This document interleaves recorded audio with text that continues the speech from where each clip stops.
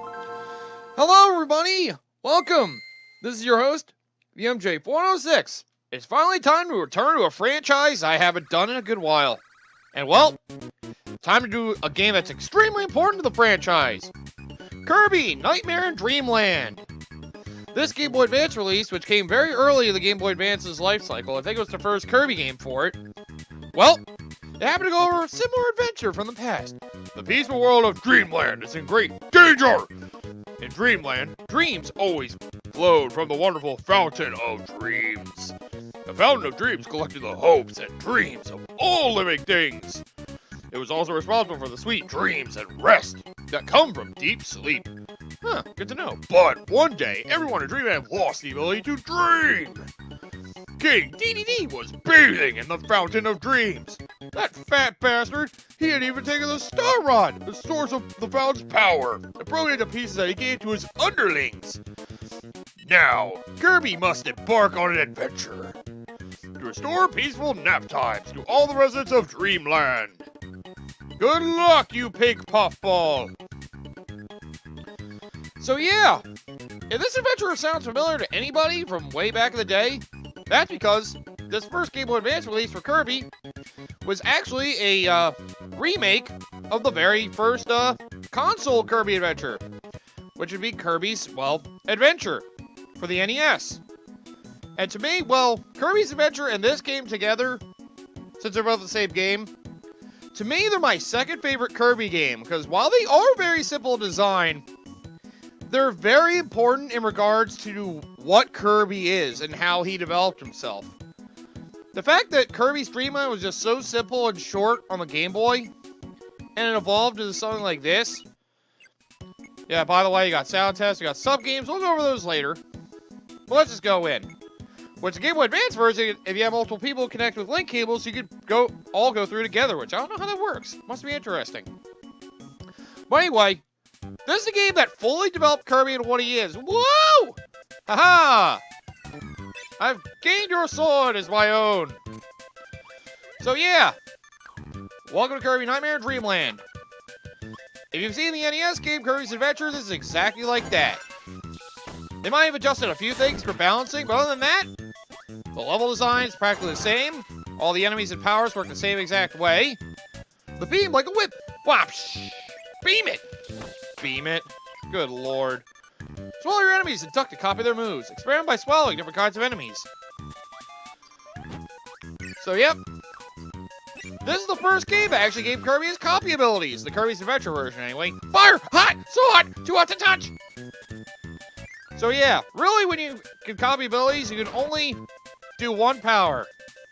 So, you need to refresh how that works. You can press A to jump, hold up to fly. You can press B to do everything with his mouth. Whatever power he has, you can press the select button to release a power, hold B to inhale an enemy, and then press down to swallow said enemy, so you can get a power. Jeez. It's like somebody's having a bad day. And well, if you don't know Kirby by now, you should. He basically uses the powers of his own enemies to win the day. They basically gave this game an enhanced visual style in order to, you know, help the game stand out a little more and take advantage of the Game Boy Advance hardware. And well, this is actually the first way I played this game. So when I heard there was an NES game called Kirby's Adventure, I assumed it was a completely different game or just something very similar. Yes! At the end of every stage, you can get to that. Press A when you hit the right spot, which is pretty much at the bottom. You can get here for a 1-up. But yep. There are a few differences between this and the NES version, however, and those go over the mini-games. That's why I don't need to go over the sub-games at all. Bomb Rally. It's a sub-game. Press A to hit the bomb. So, they changed the sub-game, so instead of getting little mini-games to help yourself get lives, you basically go through the sub-games that are included in here in order to compete against other Kirbys to earn your 1-ups. And well, this makes it so I don't have to go over the sub-games in the future. Bomb Rally, just hit A and hope that you survive longer. This is another one of the multiplayer elements. However, the sub-games, you don't need... Ah! I guess I timed that poorly. Every one you kill, you get a 1-up, so don't worry about having to be absolutely perfect. Just for trying, you still get lives. Some games you can do with just a single game pack and the link cable. But in order to do multiplayer on this, you will need multiple people to have the game on them. Must be a fun experience to go through games of the past like this with the ability to do multiplayer. It's like mods before mods were able to be done on Nintendo games. Well, actually, mods were always able to be done on Nintendo games. I don't know if this scale, though. Still, this game was the first to introduce Kirby to his power-ups, and, well, it certainly took advantage of them. Because, well, the whole purpose of the game was to make it harder than the original Kirby's in Dreamland on Game Boy. And, well, they definitely succeeded. They made it longer and more fun. Oh, God, crash. Warning! Use only as the last resort. Why is that?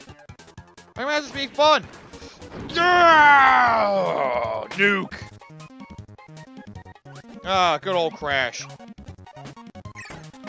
This is where many of the powers made their debut, because, of course. Like that, you may have thought you always knew Kirby were his copy abilities, you may not know where they originated.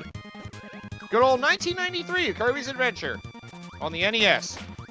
Yeah, it may sound weird, seeing as, well, the Super Nintendo came out in 91, internationally, and 1990 for Japan at the very least. Well, the Kirby series is one that's oddly known pretty well for having its games release around the, past the console's main life cycle. This game being just one of the examples. There are a couple others like Kirby's Dreamland 3 that are also in that boat. I believe Kirby Mass Attack is also there. That came on just like a month or two before the 3DS came out. But well, there's a reason this adventure stands out for me, and you'll probably see why. I say, while it's simple in design, I feel like its level design is among the best of the whole series. And the fact it came so early amongst Kirby games, pretty astounding. Ow! Yeah, collecting your star of your ability that you tossed away, that overrides any new ability you can obtain. So, you know, try to get rid of that if you don't want it. Flaming Toggle Time! Who's gonna stop me? This is how you can tell the powers are separate. Because fire and burning, you'd think those would be the same ability. Nope. It wasn't until Kirby Superstar that we got abilities that are able to have multiple attacks. And well, if you're underwater, all you do is spin at people. So, take advantage of your spinning powers underwater if you want to, I guess. There's no bomb power-up in this game. Like, this is one that probably takes an acquired taste if you've played a Kirby game before. Although, I will say this. If you haven't played a Kirby game, this is the absolute best first stop, I feel. Other than the original Kirby's in Dreamland, to getting used to the pink puffball. Which, funny fact, there are some crazy ideas of what color Kirby was because the Game Boy was black and white. Nobody had any idea. Except Sakurai, apparently. Oh, here's a museum. You copy abilities for free. AKA, I can take them. I can use them for myself. Sword. I can't lose with this sword. If they zig, I cut them. If they zag, I cut them too. They're not getting away from me whether they zig or zag. I hate zigs and zags. They both die. I'll keep this for now. But yeah. Anyway, like I was saying. Wow. Whoops. Didn't mean to kill him. Anyway, yeah. Kirby, this is the first game to officially make Kirby's color pink. Apparently, some people thought his initial color would be yellow. And, well, localization errors would make you think that we expected Kirby to be white. But apparently, Sakurai's had all along, he was going to be yellow. I mean, pink. Excuse me. I think other developers of his staff thought it would be yellow, but he surprised even them. I guess everybody thought it was going to be yellow because that was his initial design choice, but... Well, leave it to Sakurai. Ooh, hey! Super fruit! I mean, candy! I can be invincible. Needle, hands off! Here, pony spikes there, pokey spikes! Jeez. Yeah, get that invincibility fruit, and you can be invincible! That candy is a godsend. Man, I wish I could be invincible whenever I grabbed candy. Oh, if you don't hit the top one, you get 5,000 points. So yeah, if you hit the top, you get a life. Otherwise, you just get points. Why is this star thing boarded up? Oh, well. Anyway, let's go to our first boss. Like I said, this game is relatively simple. Doesn't mean it's not fun, though. The game definitely picks up a difficulty later on. So here's our boss, Wispy Woods. If you play Kirby's in Dreamland, you should recognize this guy. He can drop fruit on you and shoot air at you. Just do something to stab him to death right in his face. He has no counter for that. It's the one boss you should not die in. But, well, with that, we beat the first world. Yeah, this game's actually pretty short. If you're surprised. So much food. Hey! What the hell, man? I was enjoying that food. It's Ice Cream Island. But yeah, there's a lot of reasons I love this game. The first game introduces powers. One of the first ones I played, actually, since Kirby 64. I'm trying to remember my very first Kirby game was. Oh yeah, it was the original Kirby's Dreamland. I didn't play another one until Kirby 64. And then when I had a Game Boy Advance, I just got, like, all the Kirby games. All the mainline ones, anyway. Oh yeah, I forgot to show the parasol thing. The sun shines on this parasol of mine, where I walk, enemies balk, and I float gently down. We all float down here. God damn it, they set themselves up! Yeah, where the beam guy holding a parasol, you only have the parasol out of it. Wait, give me that! Those bomb guys give you crash. You may want to take this if you feel you're gonna need it. Because, well, honestly, I feel like you might. But I was wrong in this case. This game may be a little simple in visual design for... I mean, it's an early Game Boy Advance game. They're probably just doing this just to get used to the hardware. I feel. Hey, I want the tornado guy! I killed him. Give me that one then. I like tornado here. Spin, spin, spin, spin, spin, spin, spin, spin, spin, spin. Ah! It's a twister! Oh, I love the tornado power. But yeah, Kirby games are just meant mainly for fun. Whether the difficulty's there or not, which usually for most main games cases, it isn't. And well, this game certainly nails the fun factor, that's for sure. By the way, new minigame, Kirby's Air Grind. Press A to grind the rails. You can't grind black rails. Jeez, that's very assumptive of you. I can grind what I want. So hold A to go fast. You see a black rail? Ow! That's why you can't grind a black rail. It's all spiky and things. You want to time being on and off the rails so you can actually pick up speed. Ow! Depending on how you place in this race, you'll get more lives. Good. I got first place. So you can't tell, lose, you get nothing. Third, you get 1 life. Second, you get 2. At first, you get all 3. I was not going in faster than any of the other guys, but at least I beat them in the main race. Thankfully, they're at level 1 difficulty, so I don't have to worry about losing anytime soon. So what's next for us? I will say, you definitely should play this Kirby game. Like I said, it's my second favorite. It may seem really simple and easy right now. Don't be fooled. This is actually one of the somewhat tougher of the Kirby games. It gets somewhat tough later down the line. Then again, with the refined controls and visual style of the Game Boy Advance version, it's easier. Still, when I eventually learned that this was a remake of Kirby's Adventure, I actually did assume that, well, this added something that Kirby's Adventure didn't have, I mean. Which actually is technically true, but we're not gonna worry about that. Here's your Go Buddy wheel! Ironic the wind! Fast! Too fast! Whoa! Good old wheel power, basically speedrun mode. You go blazing at high speeds and can run down everybody. See, what it makes up for lack of difficulty, it just has in overall fun. It designs levels around a lot of Kirby's power-ups. I feel like this game does it better than any other Kirby game has been able to. No other Kirby game has been able to match the level design around the powers like this game has. Like, you use them in other games to, like, uncover secrets or fight off some enemies. This game actually, like, designs levels around multiple power-ups in mind.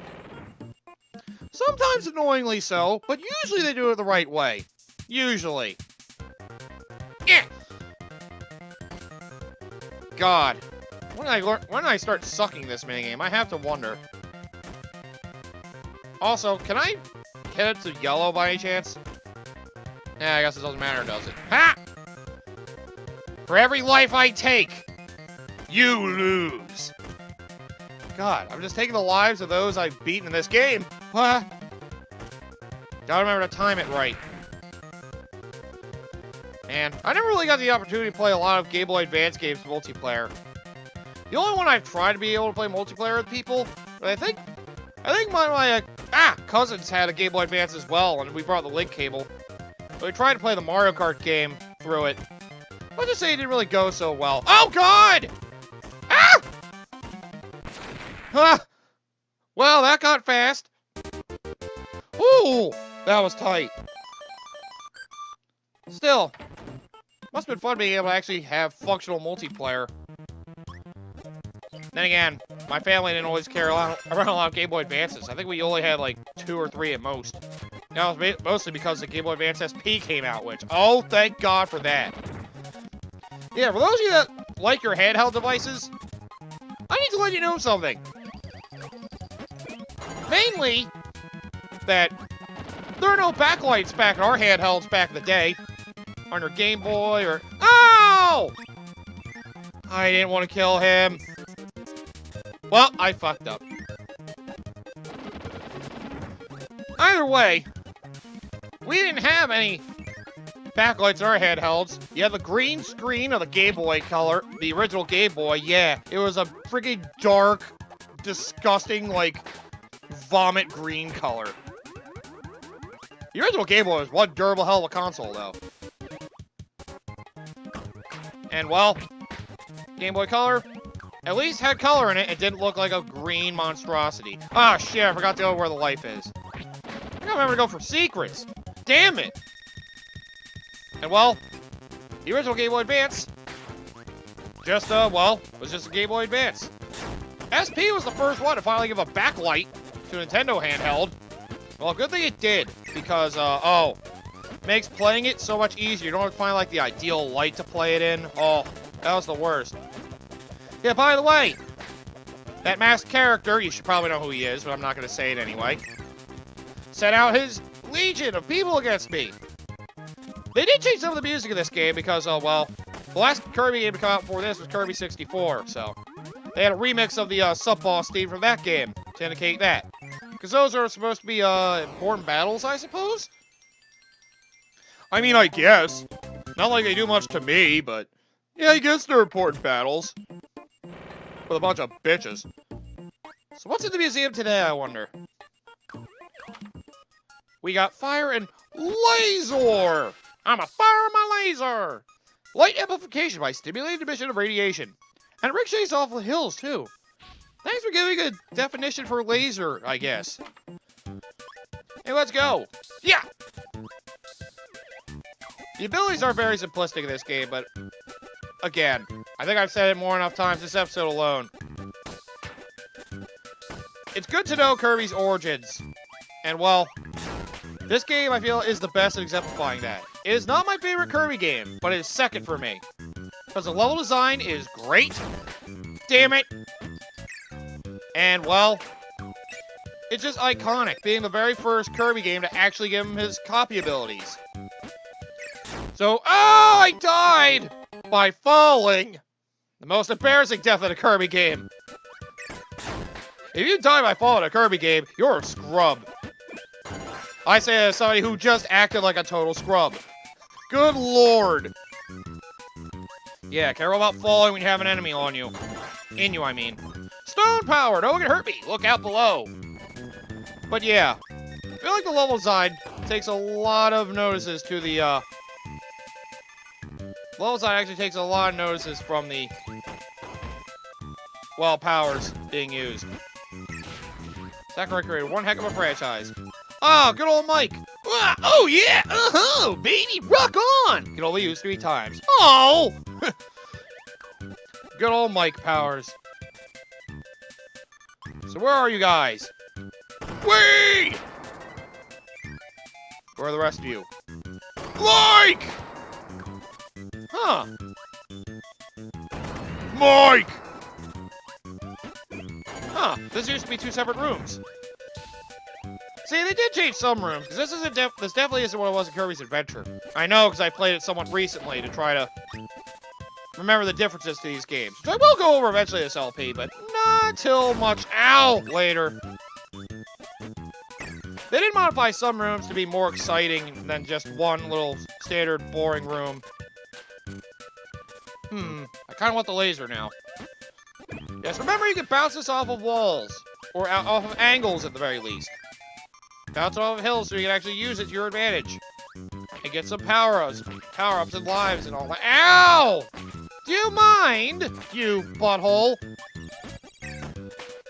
Anywhere there's like a quarter of some sort, you can use the laser to bounce it off and hit things from above or below. Or you can keep going around and around, depending on the design of the room. Like I said,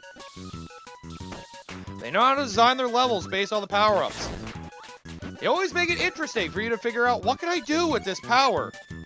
I obtain this power. Can I make use of it in later rooms to uncover some hidden goodies? Well, that's for you to make use of and find out. And I hope you discover some wonderful things with it. Because that's what makes Kirby fun. I finally finished what I had to say, so I could stop trying to talk about it. By the way, here's another new thing. The arena! Well, this is in the Kirby's Adventure as well. Battle for maximum tomatoes and copy abilities. So, the arena, you can battle sub-boss. You can absorb his power, and you get free healing from this. So, yeah, do that. Oh, no, I never mentioned it. Press up to go through doors. Probably pretty important to go over. The freeze power. Hey, don't let me lose that, please. Stop! Come on closer! I'll chill you to the bone! The freeze power can let me freeze my opponents and turn them ice cubes I can send flying. And well, this game also has the somewhat unfortunate thing. Every time you hit somebody, every time you get hit, you lose your power-up. And well, for some things, it makes the game a little annoying when you have to uncover some secrets, which I know you're thinking. We haven't even found any secrets yet in this game. Ah, that's what you think. Well, actually, you're right. We haven't found any secrets yet. So now it sounds really weird. Don't worry. We'll be getting to them eventually. We need to find it first. Oh, this is a new room. See, this game even takes better advantage by creating whole new rooms that never took advantage of the, some of the powers to begin with. So, yeah. I have plenty of reasons to like this game. Ah! Oh, God. I think I'm trapped. Screw it. Invincibility frames, motherfucker! That's how we do. Okay, so it's not exactly note-for-note remake. They might have added some rooms and all that. Or remodeled some rooms to make better use of some other things, but hey! I'm still having fun with it. High jump is a big jump. Big tackle! Do your Superman, Kirby. Oh, yeah, oh, God! Yeah, watch out for those bombs, by the way. They fall over. Shit sucks. Oh, I could have killed him for the back of the tomato. I don't need it, though. I'm a superhero now. Or what kind of superhero that was supposed to be. That has a clearly tacked-on cape. And it looks very unimpressive. When you just see a ball walking around with a cape, you have to wonder yourself, what the hell happened? How did this transpire? By the way, if you need to go back to another world, you can use the Warp Star. Use the star to jump to various levels. Every level you've been to in the past, you can use this, basically Warp Zone, to go back to them. It's a very free-form platform. You can basically do whatever you want, whenever you want. As long as you progress through the game, of course. And here's Paint Roller. This is a nice boss that's, well, finally remembered. Because he basically brings his art to life, which you can absorb to get powers, or throw at him, which tends to be the better action. Get out of here, you fake Kirby! I know I'm the real Kirby. Mike! You lose. Bitch! Either absorb the abilities or shoot him with his own powers and you win. I just beat a boss. I just beat the painting boss. Now I'm gonna paint him to death because he never existed. Fuck you. What the fuck was that supposed to mean? Oh god!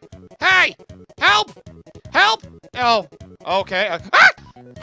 Dick! Well, actually, this is a good point to end off this episode. We got through 2 whole worlds already. Like I said, this game's a great introduction to Kirby. This port is even easier than the original game. The original game was a little rough to handle because, you know, NES limitations. Still fun and able to be played, but this one's even easier to manage. Either way, welcome everybody to Let's Play Kirby Nightmare in Dreamland, the fantastic remake of a fantastic Kirby game. And one of the most important games to Kirby's history. In my opinion, the second best game there is. It may seem very simplistic at first because the levels have seemed small and we haven't really done anything crazy with our powers. This game builds itself up pretty well. Once you get to the latter part of the game, it actually gets somewhat difficult if you're not able to, you know, work your way around levels and enemies. But it's a Kirby game I continue to treasure every day. It's one I finally remember for a long time. It's the second Kirby game I think I ever played. The third. I keep forgetting about the original Kirby's Dreamland. My bad. Either way, come back next time. We'll make our way through this butter building level here, and hopefully we can hopefully we get up to the top of the building or whatever we're doing. All I know is that I'm gonna find that DDD asshole, and when I do, I'm gonna sock him in his sleep so hard he's gonna wish he was still dreaming. But we can't dream now because he got rid of him, that fat bastard!